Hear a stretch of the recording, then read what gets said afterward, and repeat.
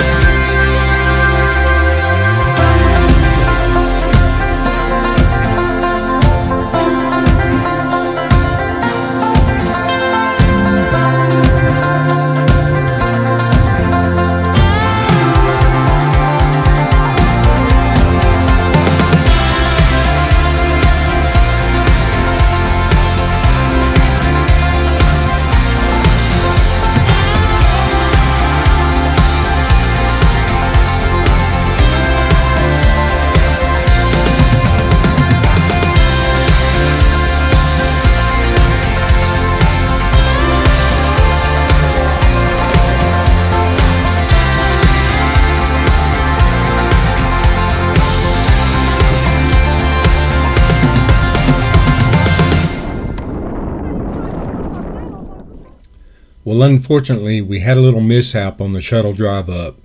As we were riding up to Fargo, one of the guys looked back at the trailer and noticed a boat was missing. We doubled back to a gas station that we had stopped at along the way because we knew all the boats were still on at that point. The boat was nowhere to be found, so we stopped by the outfitter's office to pick up a replacement. Everyone had brought their own boats, so this was a tough loss and not an ideal start to our trip. Plus, it had put us about an hour and a half behind our planned schedule. But now it's 12:30 p.m. and we're on the water and we're going to make the best of it. So here we go. But I will later.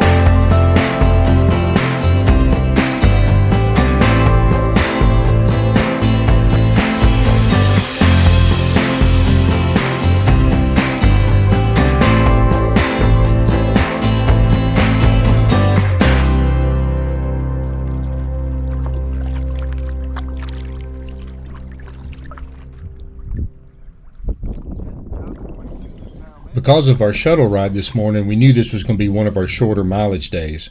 But since we kind of got a late start, we decided not to stop for any breaks and just paddle on till we got to our campsite.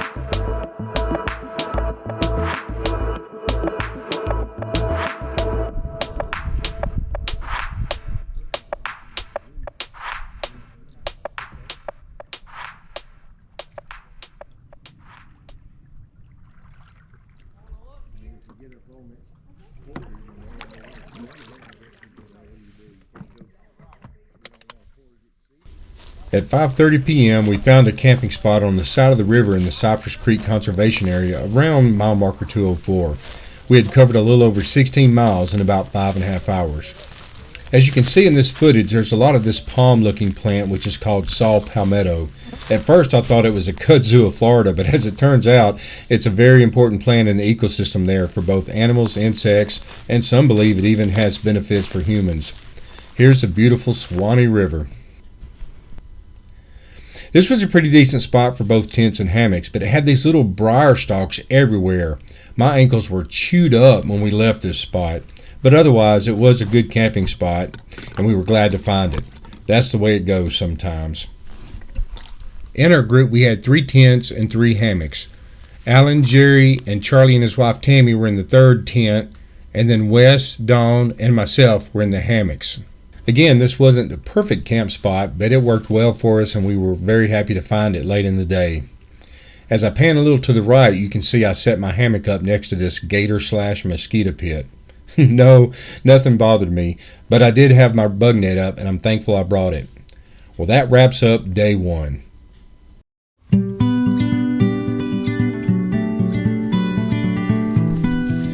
It's morning of day two. I love this first morning after camping on the river.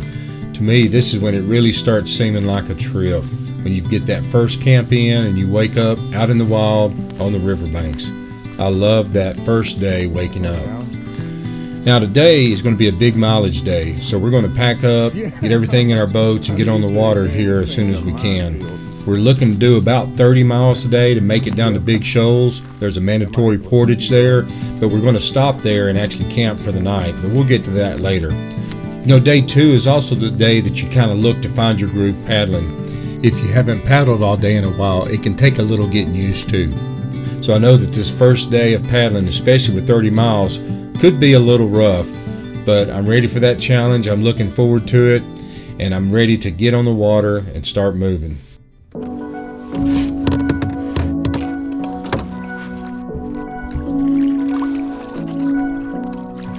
Shiny lights and purple sky, everything's so bright. 기다려왔어 지금이야. Turn off your phone and off your mind. Look at you so bright. 멈출 수 없어 지금이야. Oh, I'll take you to the moon. Come on up, enjoy your ride. Oh, I'll take you to the moon. Just be ready to enjoy your night.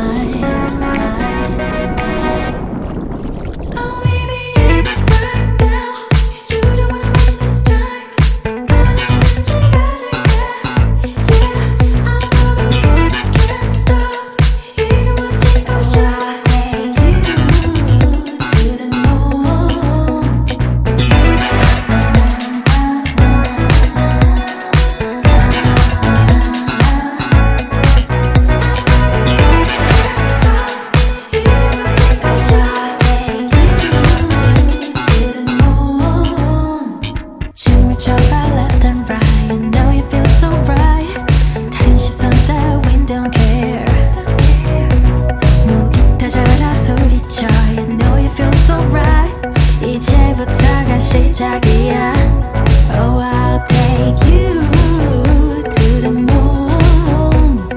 Come on up, enjoy your ride. Oh, I'll take you to the moon. Just be ready to enjoy your night. Oh, baby, it's right now. You don't wanna waste this time. Yeah, I'm over it, can't stop. You don't want to go.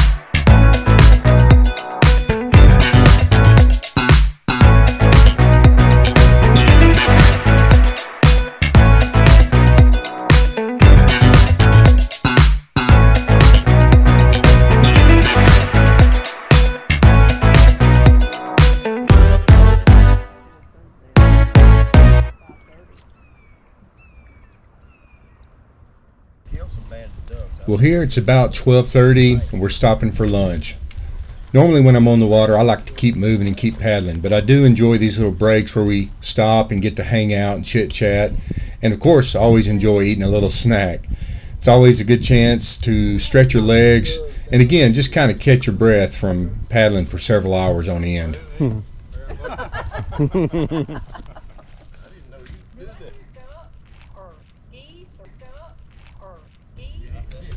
Here's another stop later in the day. It's about 3:15 p.m.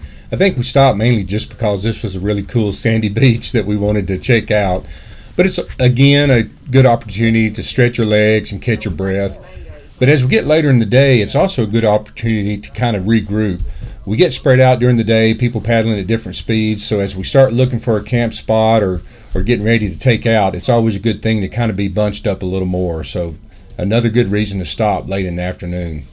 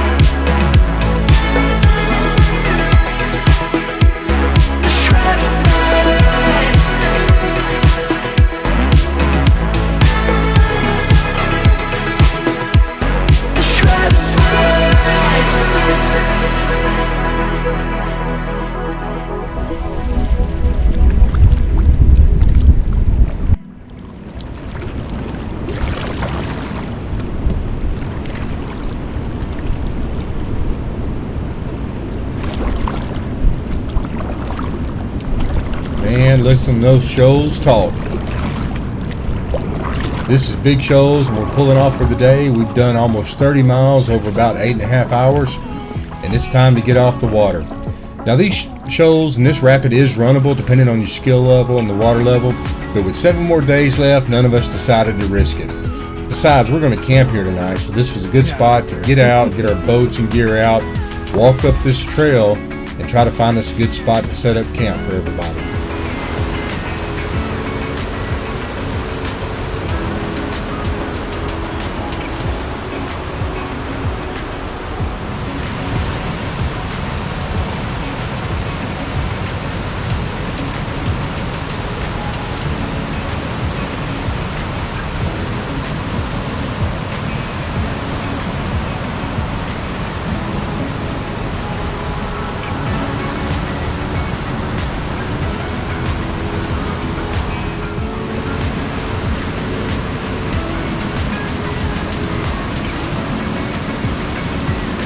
There are no amenities here at Big Shoals, but it's generally accepted as a camp spot. You can tell that a lot of people camp here like we did.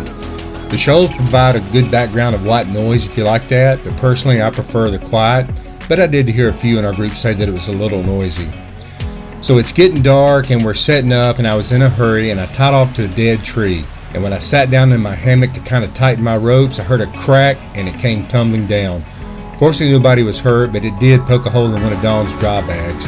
But I knew better than to do that. I was just in a hurry and didn't pay attention. Well, this is the end of day 2.